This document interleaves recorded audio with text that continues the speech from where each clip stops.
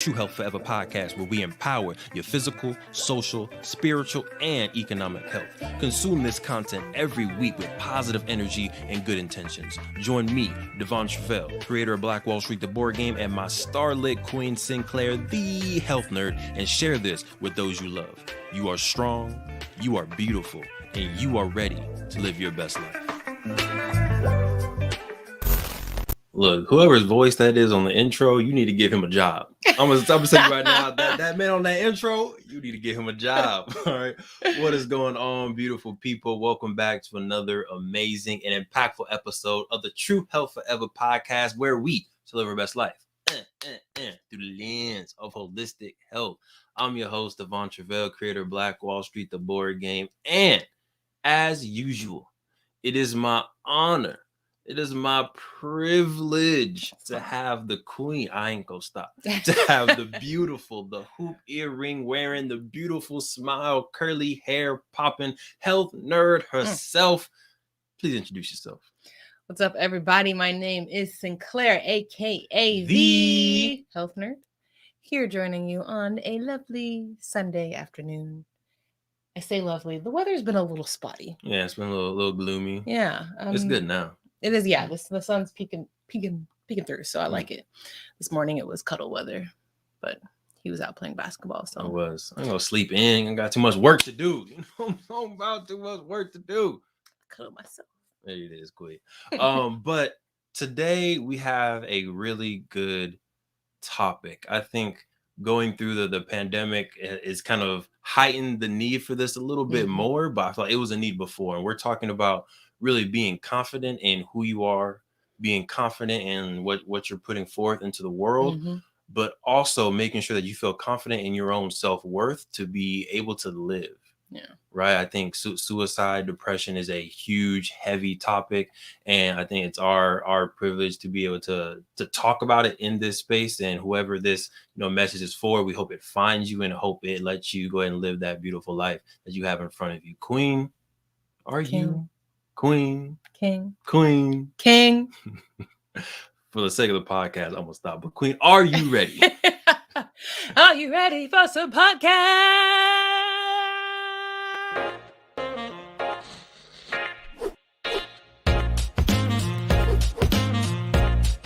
All right, we're out.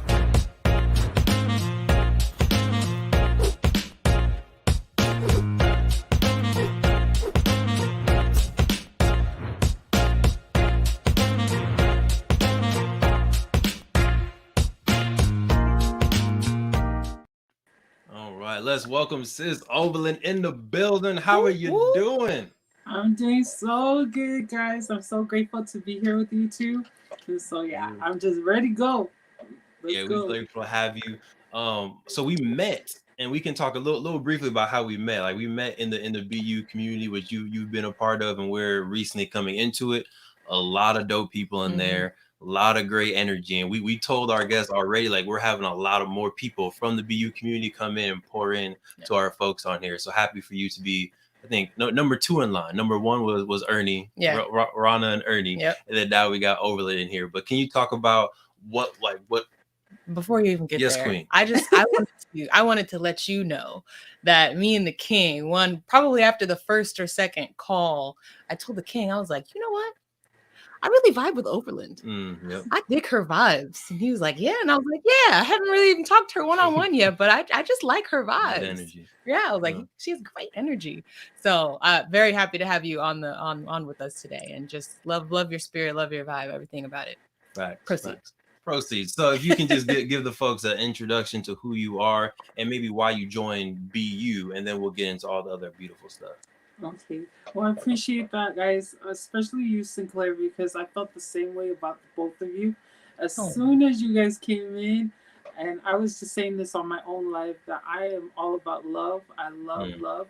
And so just to hear you guys pick up each other, I was like, oh, those two are going to be day ones for me. But I am Overland. I'm out of Sugar House, Utah, originally from American Samoa. Oldest of 6. What else? I love to have fun. And so when you guys gave me this question to like marinate and think of, I was like, who is Overland?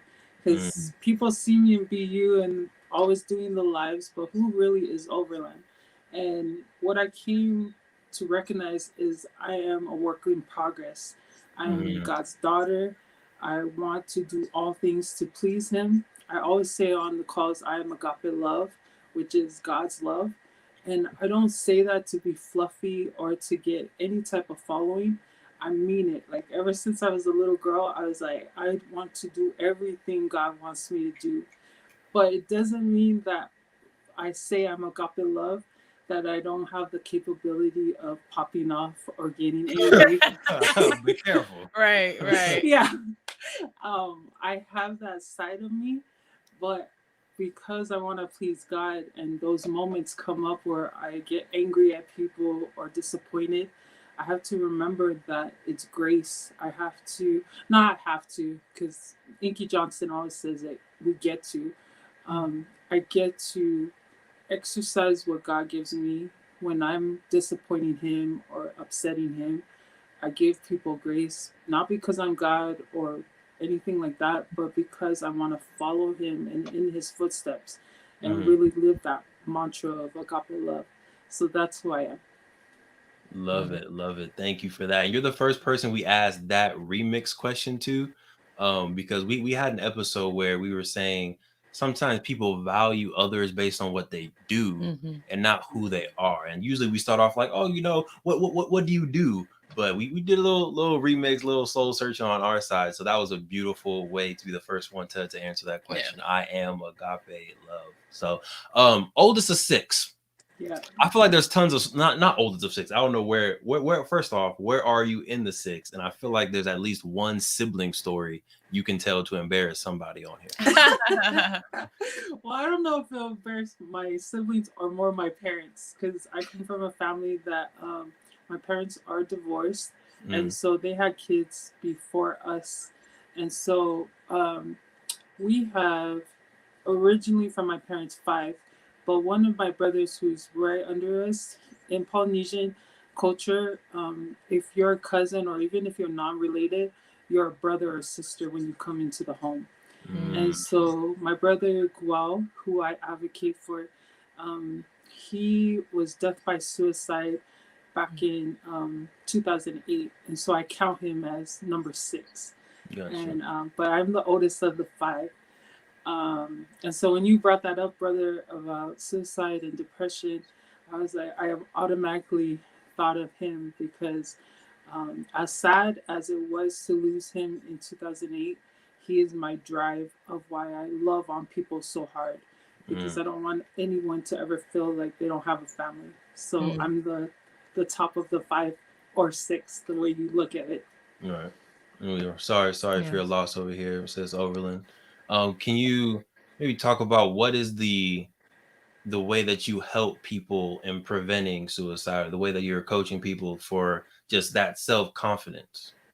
So it's been 13 years since he's passed, and I've done workshops here in Utah.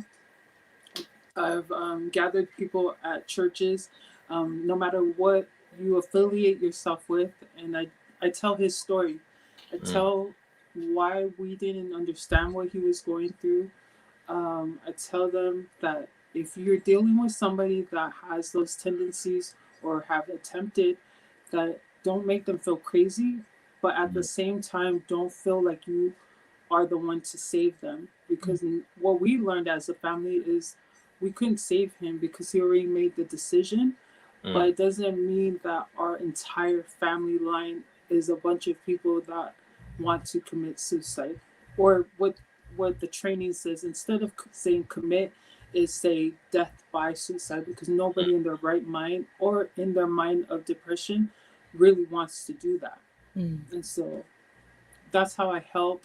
The other way I help is what I had to learn for 12 years in advocating for suicide was that I was pretty much running from my own healing because I wanted to help other people heal, because I wasn't really facing the fact that I lost my brother.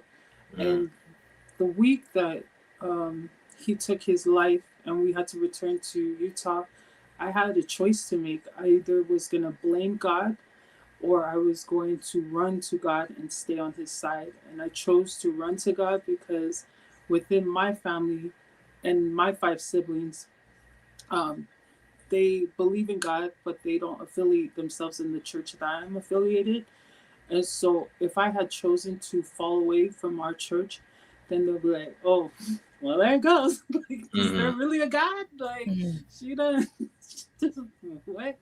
And she went against what she said she believed in. And so there's so much to say off of what I just said off of that. But that's how I help people, is like keep myself in check-in with God so that people don't lose, whether it was they were going to come towards God or they've been with God and now they're like, oh, she fell away, I'm going to fall away too. Like, I put that responsibility on my shoulders because for me, I don't understand how people can live without God because life is so hard. Like, in my perspective, like to live without God is like, how are you making it every day? Because I'm for God, but I can barely make it being on His team. So how can you do it without Him in your life? So yeah. Yeah, I think it's some type of faith or belief in a universal power is, my preference. I know we have a lot of different listeners, so we're not trying to push you either way, but that is just the choice that we definitely decide to make on this side. Speaking of choices, I feel like you made the very intentional choice to run towards your healing, right? To run towards that kind of uncomfortable feeling instead of kind of retreating inwards and possibly doing like unhealthy things that way. How do you help people make that choice, right? How do you help people, whether it's I'm trying to start a business, I'm trying to start my health career, I'm trying to just make sure I live and wake up the next day? Is there a way that you kind of coach people and help people to make that tough decision on confronting what is difficult in the moment? So the way that I help them is I tell them, stop letting yourself have everybody define who you are. Stop living in your mistakes.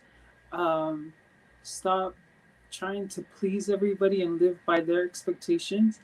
Uh, I am blessed because not only do I consider myself a daddy's girl to Heavenly Father, I consider myself a daddy's girl to my dad. And so my dad is so like, he's the problem in the room, but he's also the solution. He's only the problem because people don't want to stretch themselves, and he's in your face. Like, he doesn't let anybody intimidate him. But then he's the solution because his heart is like, hey, I'm trying to help you.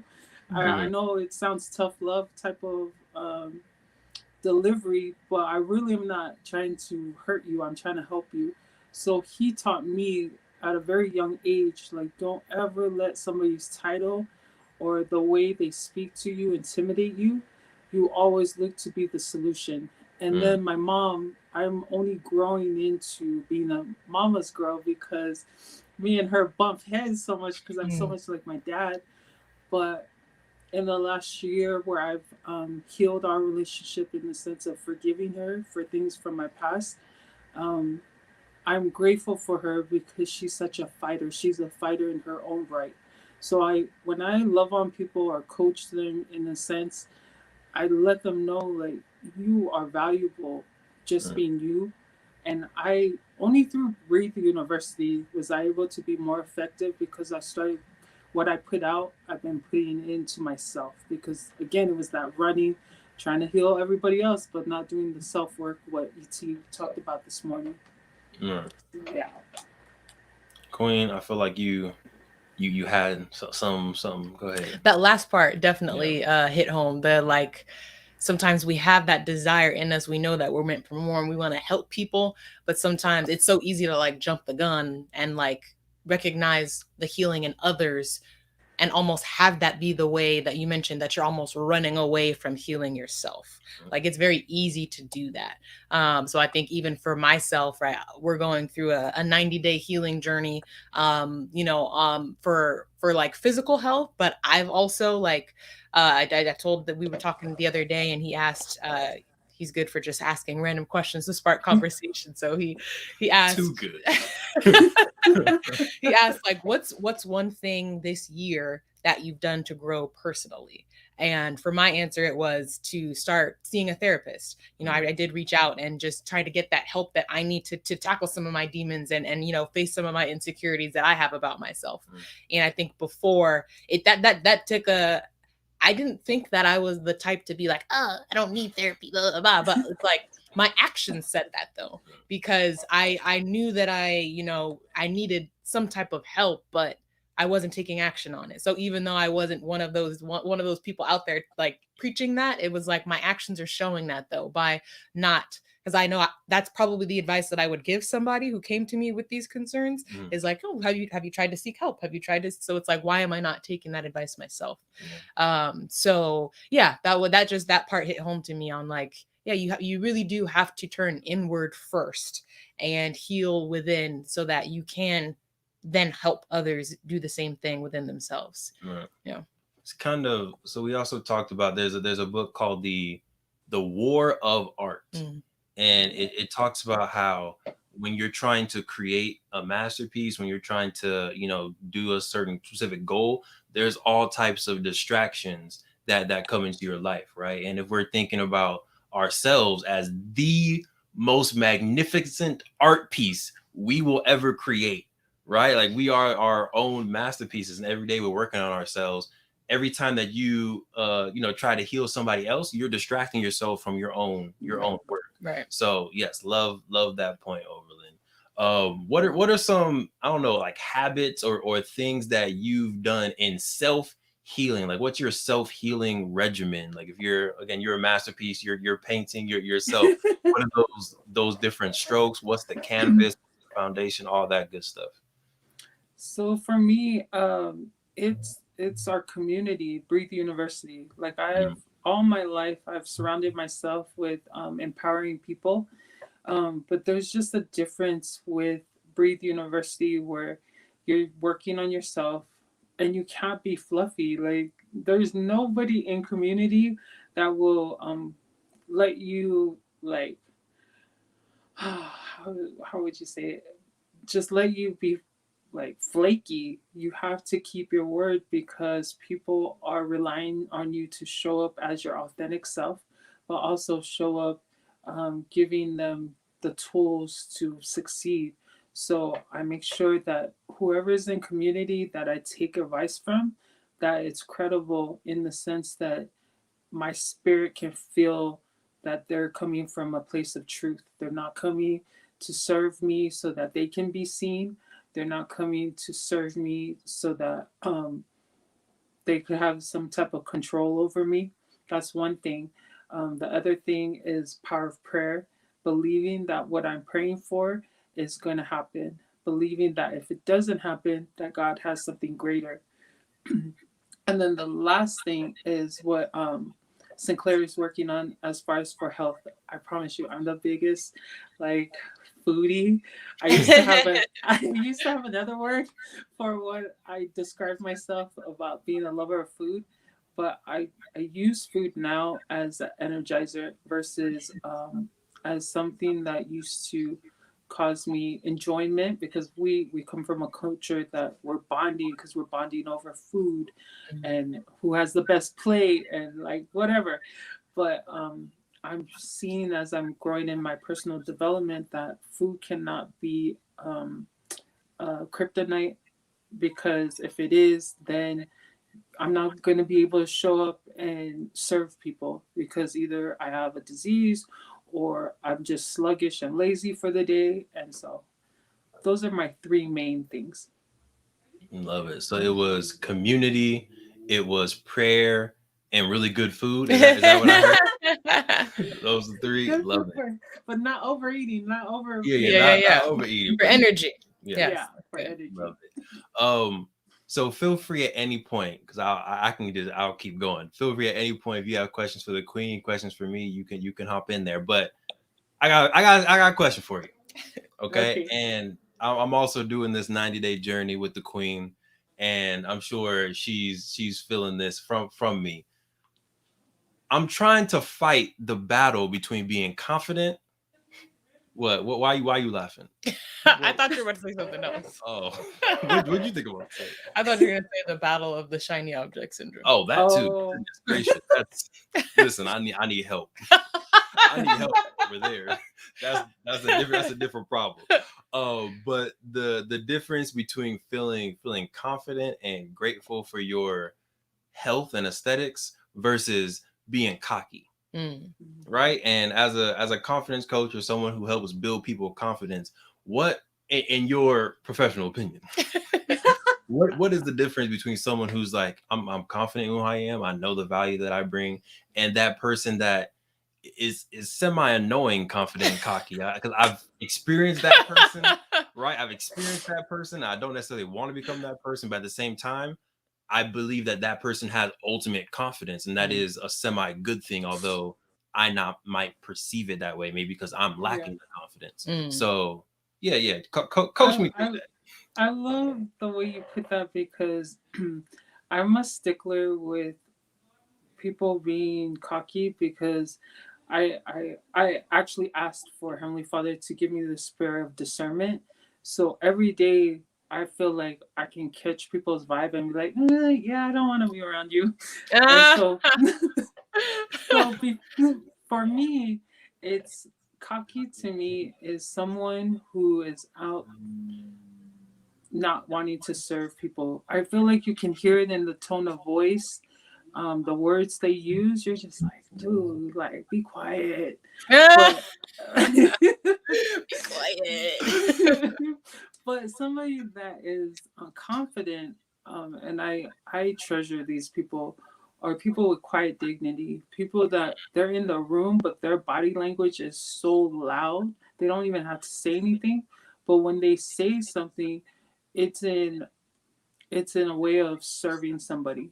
Like, I never want to take away from our flight attendants, because they do give us that excitement and that joy in the room. Yes, we do. But for me, our air traffic controllers and maybe even our grounds crew, those type of personalities I'm so grateful for, because when they speak, they're speaking from a place of, let me see how I can serve you, versus let me see what I can get from you. Again, no offense to our flight attendants. Do you mind breaking that down? We know what you're talking about, the flight attendants, the air traffic control. Do you mind breaking that down for the audience who may not know what you're talking about? Okay, so if you want to take the assessment, just a little plug, www.flyassessment.com. And these are 4 behaviors that we've learned within Breathe University. We have our pilot, who are decision makers, our flight attendants, who want you to have the best experience ever, our grounds crew, who are all about pace, and then our air traffic controllers, who are cautious and want to make sure we are with the details and have the plan. So each of us, we have a little bit of every one of those, but there are 2 that are your highest and highest and secondary. So for me, I'm a high grounds crew and high flight attendant. So that's the breakdown that's with that. Combo. But yeah. What was that? Sorry. That's a good combo. Sometimes. To have in one person. Oh, sometimes. Yeah. Talk about the downsides. So the downside is grounds crew. For me, within community, I hate when people refer us as slow paced, because all I hear is slow. I don't hear the pace part. I'm like, we're not slow. We're just taking our time to make sure. So that feels like, for me personally, that's a downside, because people then might not ask me to do certain things, because they're like, oh, she grounds crew, I don't want her, because she couldn't take her time and blah blah blah. But with flight attendant, the downside, but the upside of the grounds crew is that I feel like people can trust me. Like, they know my pace is steady, so they trust me. The downside of a flight attendant in me is that I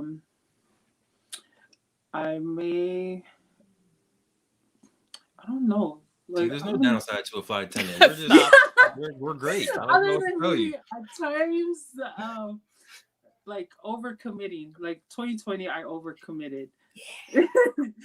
I brought the excitement in certain things, but I overcommitted. Then I burnt myself out and was like super angry at everybody when I should have been angry at myself for overcommitting. So that's the downside and the upside of both.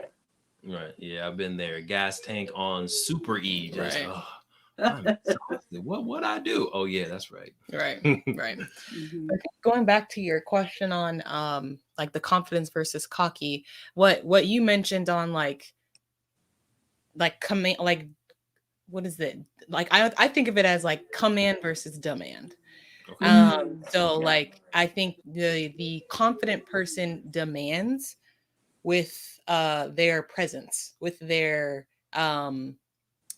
energy, with their words, right? It's not do this because I said so.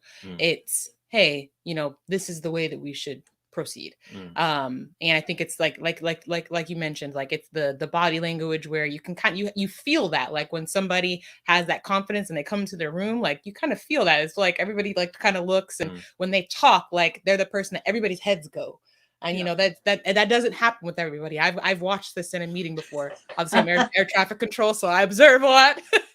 So I've seen this before, where some people, they do a lot of talking, so you don't always feel like everything that they say is value added. And then you have those people who are very deliberate, so when they open their mouth, they're gonna say something fire. So make sure you listen. And then everyone's like, "Okay, we're doing that." And the other dude's like, Yeah. Exactly. So I think that's versus the command, right? Where somebody who might try to like, I'm gonna stand with authority so everybody knows I'm the boss. Like that's the difference. That's what I hear.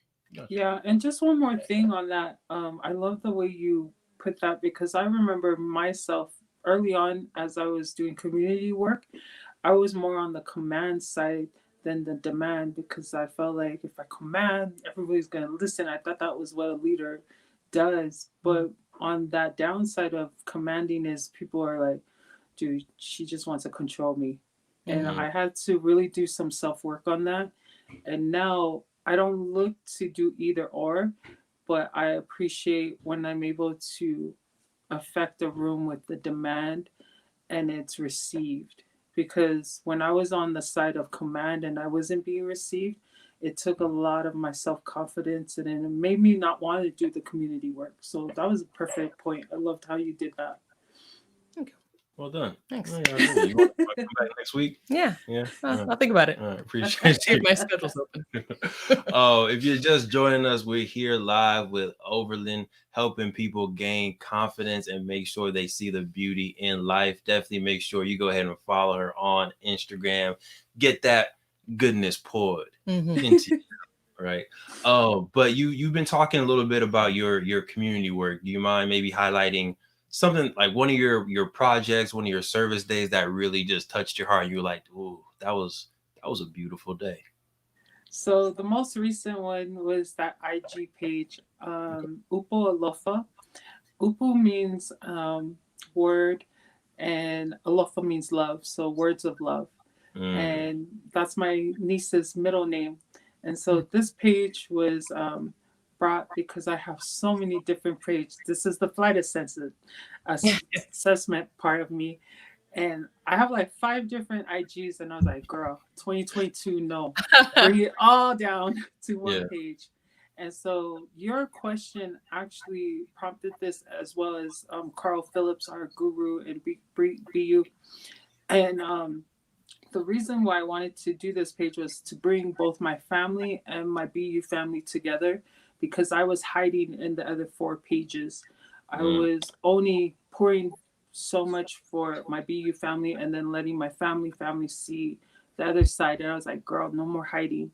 So I brought the page together, and now we have what's called Words of Love, to make sure that when people come in that page, they know that it's authentic, it's here to help, and it's here to not only give you words of love, but push you to action on those words.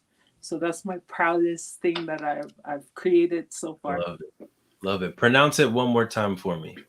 Upu Alofa. Upu Alofa. Words of love. Perfect.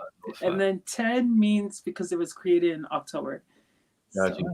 I was thinking, like, are there 9 other Upualopa accounts? That seems very original to me. I'm like, who beat you? No. So I love that you reference a lot of the Polynesian culture and use a lot of the words. Not to put you 100% on the spot, but you mind just talking more about just what Polynesian culture is? I haven't learned too much about it. Yeah. It can be food related. It can be, we talked about dancing a little bit before the podcast. It can be a certain dance that you do. But yeah, you can just educate some folks on the Polynesian. Okay, so we're really known by our athletes. Like athletics are big in the Pacific Islander culture. So you'll hear us be referred as Pacific Islanders or Polynesians. And it's a group from the South Pacific. We're Samoan, Tongan, Fijian, Tahitian, It's all Hawaii. that. Yeah, it's all of that in the South Pacific. And the main two that's represented in our BU community is the Samoan and Tongan. Theee, who's our director of BU, she's from Tonga, and then I'm from Samoa. And so growing up, and a majority of both of our families, I'm sure Theee has Samoan family in her line, but in my line, we have half Samoan, Asian, African American, Caucasian, Indian. We have everybody under the globe, but that's what Pacific Islanders are, is those group of islands. We all have different cultural like traditions, but Samoan and Tongans are the most like closest, like the way our language sounds, the foods we eat, marrying into each other's cultures. Famous are The Rock. He's Pacific Islander, Troy Polamalu, and so many others. But those are the two main ones. If you think Pacific Islanders, you'll remember because of those two. Yeah, I didn't know it was that like diasporic. That's cool. Go ahead, Queen. We talked about food a little bit, but I'm very curious on like what is your favorite like traditional dish that you would either make for yourself or for someone who wanted to learn more about the culture through food. Feel free to give her any Polynesian recipes or anything you got. You can send them our way. Believe me. Okay, I will, and especially when we get into our BU meetups, I will definitely cook you guys something. Yes, please. My top 3 favorite are corned beef with cabbage. When my aunties make that, oh my gosh, they saute the onions, they have the cabbage in there, seasoning, and over rice. Oh, so good. We need that one. He's already getting excited. The other one is it's called bangi popo, and it's a sweet roll with coconut sauce. You bake that with the sauce with hot chocolate. Oh, so good. So good. You had me at coconut sauce. Yeah. You had me at sweet roll. And then the last one, this one's not necessarily my favorite, but it's big on all the islands, is they'll roast a pig and then just have all types of vegetables.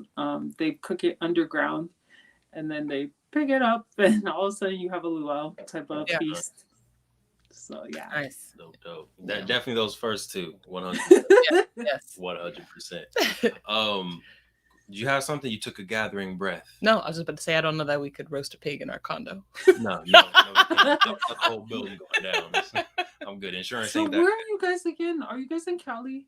Yes. We are in Cali. LA. Right okay, I'm going to send you guys restaurants because you guys, there's so many Pacific Islanders out there. Like, they will tell you where to go. So I got you guys. Perfect. I need corned beef in my life next week.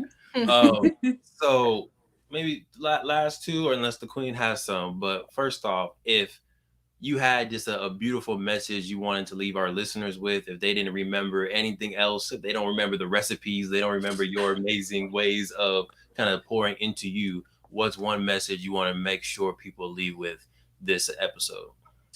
The one thing that I would love any of the viewers that watch this on the replay or even here on the live is to remember who you are and whose you are. Our Queen Anne from across the pond, she always says that. Remember who you are, whose you are, because when you remember who you are, you'll operate in whose you are, which is God's child. And so that is my just get there. Like if you don't have a prayer life, if you don't have a belief in God, it doesn't hurt to find out. Don't get scared about it. Just find out, and if it's still not for you, it's still not for you. Um, but at least know that there are people here to wanting, like the walkers, myself, wanting to help you get there. Love it. Remember who you are and whose you are. Yours, girl. Oh, thanks, bro. Yeah, no problem. Okay, now kind of flipping the script a little bit. Over on your side, any question you have for us, or if you don't have a question, what's one topic or one conversation you think we need to have on the podcast? Okay, I can answer both of those. Oh, come on now. So for me, we're talking about self-confidence. We're coming out of BU, talking about relationships. Can you help your viewers that are in romantic relationships, whether dating or married, how to have confidence in who you are and then who you are in being a couple? That's really good. That's really good. So, well, one more time, just so we can make sure we got it. I'm gonna watch it. I'm gonna listen to it on the replay to make sure we got it right. But it was having the confidence in who you are in the relationship or who you are outside the relationship, but also who you are in the relationship. Yep, exactly. Okay, I like that. Queen, you like that? I like it. Yes. Okay. I'm trying to figure out the answer. I think that would be a good live conversation to have. Yeah. Maybe not live because I know you don't want to necessarily talk about it 100% live, but I think that's a good thing to work through. Mm-hmm. That's a good topic. Thanks, Overland. Yeah. We appreciate you. You're welcome. You're welcome. I can answer from my perspective as being a single, and then maybe that will help you guys. For me, for a long time, I thought that who I am was going to be defined of who I am in a relationship. I thought that's where my identity, but now I'm realizing my identity is what I make it now. It's not when I find that person or when that person finds me, because if I had still operated in that mindset, by the time the person comes, whether he's right or wrong, he would have the control of just like, oh, you do this, you do that. Right, and I wouldn't know who I am.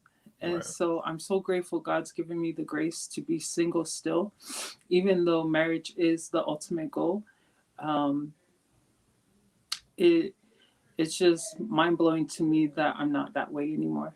Like I find out who I am. And so when he gets here, anytime now, on the way, that we're gonna be as powerful, if not, as powerful as God would have us to be together, as I would be by myself. So love it. I think that's the healthy way to go into any relationship, is knowing who you are first and foremost. That way you can tell and you can know, is this person making me do stuff that I don't believe in, that or doesn't match with my values? Right. And we won't go dive into it fully, but I feel like we met each other kind of young, so it was like a blend and we were still growing into it. But I feel like, yeah, we're at a good spot now. Yes. Can't wait to talk about it. Squeeze foot. Yeah. So we're not going to answer now? Oh, you want to answer it now? Oh, was that the question or was that the podcast topic? That was both. So oh, my bad. I thought that was a podcast topic. Okay, let's. I could give a little preview. I feel like outside of us, I am the energetic person. I'm the did you know type person that would just like say random, probably black facts or technology facts or something about business. I am a servant leader, so I do feel comfortable leading, but I also feel very comfortable doing the work. And I don't necessarily feel comfortable leading without doing the work either. Like I'm not that person say, you do this, you do this, you do this, and I'm over here chilling. Like that's not me. So I do feel myself as a servant leader. Yeah, and entrepreneur. Now in the relationship, I feel like I'm the supporter. And I feel like I'm pretty like we took an assessment the other day and they said I was amiable when we did the TH4 retreat. And I feel like that's usually my role in this. So it's like, if you're teaching a dance class and you need someone videoing, got you. I'm the video person. If you're feeling a little shaky about health coaching and you need a kick in the butt a little bit to get going, hey, I got you. Boom, kick in the butt, whatever you do. Ah, ow, ow. These are metaphorical kicks for people listening. Yes. But yeah, I feel like I'm again like that servant. Where it's like, what do you need? I got you. But at the same time, I'm also that person who sometimes driving the ship, and it's like, this is where I think we're going. This is where I think we should be going. These are the decisions I think we should make to go in this direction. Are you on board? And sometimes you hop on board. Sometimes you need a little bit of convincing, and then the ship's left, and then I got to throw a rope and a life thing to get you on. But yeah, I feel like servant leader is the role that I also play inside of the relationship. I agree. Thank you. I co-sign. Yeah, all right. I co-sign. That means it's true. Queen. So I think for me, like outside of the relationship or just me as an individual, I'm definitely like the analytical thinker. I like to be detail oriented. I love to research. I could spend hours just going into a hole. I'm like, well, what about this? What about this? And then just get so deep into it that I feel like I've learned everything. But I think I'm also a problem solver. I like to take the knowledge that I've learned and try to solve problems. And that's been something I've actually been soul searching myself. Like who are you? Someone asked me that, like, how would I answer that? So that's something I'm still actively working on. But I think of in terms of like who I am in the relationship is I am if he is the gas pedal, I am the brakes. I love it. Being that air traffic control, that cautious person, I am usually the one like, okay, let's make sure that this is the direction that we want to go. Let's make sure that that's the right next step for us to take for the end game, right? If we know our end game, is this the right next step to take to get there? And that is obviously good because we balance each other out, but obviously in any relationship where you're not the same, that can also cause, butting heads a little bit. And it looks very different. It takes its shape in different ways. It could be like, sometimes he's very optimistic and I'm a little bit more cautious, which can, seem pessimistic, or I like to say, I just like to be more like realistic. I'm a dreamer. Yes. And he's the dreamer. And I never want to, my struggle sometimes is to play my role in making sure that we are, thinking through the decisions before we make them without dimming his light, without, crushing his dreams. I never want to do that because I value his dream, his dreamerness, his visionary. Like, I value that so much. That's part of what drew me to him. But it's also like, let me also make sure that I'm letting my gift shine through, which is to make sure that we don't have to have plan A through Z, but let's at least have a backup plan. Let's at least have some contingency. Let's at least think through what could go wrong and what are we going to do beforehand. So yeah, that was a really long-winded way to answer the question. No, that was good. That's kind of how I play my roles outside and inside of the relationship. Love it. And you brought up a good point. I feel like outside looking in, like when you think of marriage, you just think of like the daisies and rainbows and everything beautiful. But I feel like you need friction. Talking about your car, you need friction to move forward. Right. And I feel like if there's no friction, then you're kind of just not really moving in a forward direction. So I think getting into a marriage and living it for the past 2 years, it's like I'm pretty comfortable having the conversations, but also getting more used to it's okay for there to be a little bit of a friction there, because after this friction, boom, we're taking a step forward. Right. Yep. Good stuff. Great question, Overland. Yes. You're welcome. Queen, what else you got for us? You good? I'm good. You good? I'm good. This was a holistic conversation. It was a holistic conversation. We talked about a lot of stuff on here. All right, one more time. Oopa. Upu. Upu. Upu alofa. Alofa. Upu Alofa. Upu Alofa. Okay. 10. 10. 10. Can't forget the 10. I was like 10. Go ahead, make sure y'all follow, tap in against the positive energy Upu Alofa from Miss Evelyn over here. One more time. Overland. Overland. Oh, gosh, I'm so sorry for that. I was so focused on the Upu Alofa. So the wheels were still turning. I was so focused on it. But Overland, we appreciate you for coming through. Not over yet. We're gonna do our nice little check-ins. Happy for you to go. Let's have you end the podcast, right? So we'll go. We'll do ours, and then you can do your check-in right after. Queen updates. Queen King. Updates for the week. How you feeling? How was it? This week was pretty good. I'm really having to think about it here. What happened this week? This week you got your first client. What you talking about? This week flew by. Wow. I did. I sure did. I didn't feel like that was this week. Wow. So yeah, my first health coaching client. I'm official. Yeah. So yeah, feeling very good about that. Feeling like at some point I kind of asked like just give me a sign that I'm in the right direction. And then it was like boom. So that was again. I will. I ask weekly with the exclamations. I see you chat here. So yeah, feeling pretty good. Feeling like yeah, just that got that like solidification. So make up words. That word. But yeah, I feel like I've already know that this is kind of where I'm supposed to go. But yeah, again, just having that like that affirmation, like, yep, you're on the right path. Keep going. That feels good. Feels good. So we're just gonna keep going. We're gonna keep grinding. We still have free health coaching sessions available at truehealthforever.com. There's only, I think, maybe 2 or 3 weeks left to get yours. After that, they won't be free. So make sure you go grab them while they're there.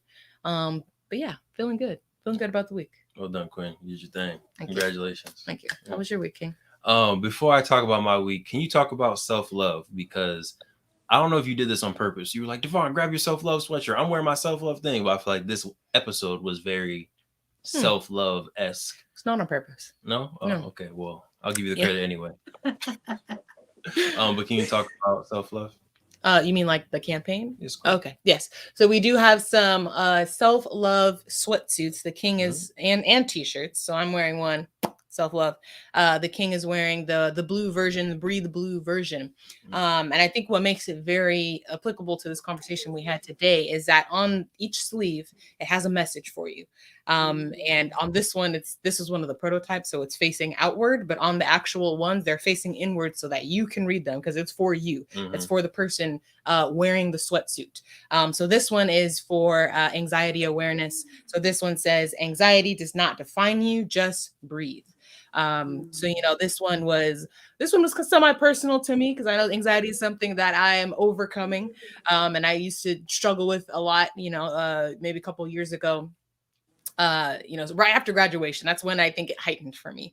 And so that was something. Breathing was something that helped me get through that. That's when I started tapping into meditation, learn about box breaths and things like that. So I know that helped me. And I thought that could be a message that helps other people who deal with anxiety as well. So yeah, each sweatsuit kind of brings awareness to a different struggle that people may be going through. And the sleeve has a message for you that can help you get through those difficult times. So we have a blue one, we have a maroon one. Of course, now I'm not remembering which each one is correlated with. Maroon is for anti-violence, specifically domestic violence. The gray is for depression, making sure that when we understand that depression is real and that people do kind of have that, but also giving them that extra tool and extra literal hug with this sweatsuit to get through it. And then the black one is just kind of our Afrocentric run, giving love to our melanated folks out there. Yes. So go grab yours. The weather it's high key perfect. Just is, becoming to be perfect, especially here in California. So go grab your sweatshirts or t-shirts, whatever you need. And again, it is very comfortable. It does literally feel like a hug. like you are giving yourself some love. So yeah, we do have those available at the True Health Forever website. Beautiful. For me, my week was freaking amazing. Oh yes. So I'm not going to go into the details, but got a beautiful PO order come in for the board game. So y'all know Black Wall Street, the board game, been doing our thing for a while now. If you want to learn about Tulsa Black Wall Street, if you want to just have fun with the family, go ahead and go to playblackwallstreet.com, get your game. This is the largest order we've received to date. Yup. By far. Right, by far. So happy to have that partnership and that growth, and hoping to keep it going, keep it rolling. Other than that, I've been in a shiny syndrome phase, but I think I've kind of solidified the direction I'm gonna go in now. But yeah, this week I was just kind of researching a lot of different stuff, a lot of different webinars that I was on. The Queen would come home like, I'm almost done with the webinar, I can't eat dinner yet. Yeah, real life, whole house dark, not a light on except my computer. This is Friday night, by the way. I'm like, what? This is how I know you haven't moved in hours. It is pitch black in this place. Getting after it. But yeah, just really trying to finish the year off strong, but also look at what projects we want to, see completed next week. And then lastly, another hole that I was in was the content calendar for TH4. I'm excited to get that kind of going, trying to up our game in social media, up our presence, making sure that we're continuously putting value out there. So you're going to be seeing a lot more TH4 on your timeline across different platforms. So love to see it. Did a good job on that. Not being the detail-oriented person. It is very I was impressed. I looked, I was like, ooh, okay, I see you. Thank you. I'm trying to get into my bag. Okay, last but not least, Overland. How you doing? How is your week? Any announcements you want to share? Yeah, my week was good. I mean, I'm saying good because there were parts where didn't feel so great. But what I love about our episode is the title itself, building, like self-confidence. It's an ongoing thing. It's not going to stop unless you stop. And so my biggest win for this week has been to be here with you guys, because I'm seeing the gaps of what I need to work on, and also the things that are strengthening me, and that I'll continue to take it out and strengthen others. And I want to personally invite you guys to the Upo Alofa page. We'll get a live going this week, depending on your schedule, and get the people to. I love that self-love, the whole thing that Sinclair said about it starts inward, what we were talking about this whole episode. Announcements is just look out for Upo Lofa is going to be in your face asking you to be a guest. And then we elevate from the next to doing things in person, because I'm all about coming out there to Cali. So nice. See you guys. That's it, guys. And thank you so much. What was that, bro? Of course. I was about to say, Utah's pretty beautiful too. There's some nice houses in Utah, some good hikes, beautiful mountains. So yeah, either way. But yeah, we definitely appreciate you coming on. You pour a lot into us on the BU calls, text messages. So happy to have you on here pouring into other folks as well. Yes, love it. All right, beautiful people. We appreciate y'all tuning in to another positive, impactful, healthy episode of the True Health Forever podcast, where we shall live our best life through the lens of holistic health. I'm your host, Devon Truvel, creator of Black Wall Street, the board game. I'm Sinclair, aka the Health Nerd. We hope y'all stay healthy. We hope y'all stay mentally wealthy. And of course, we hope y'all stay true.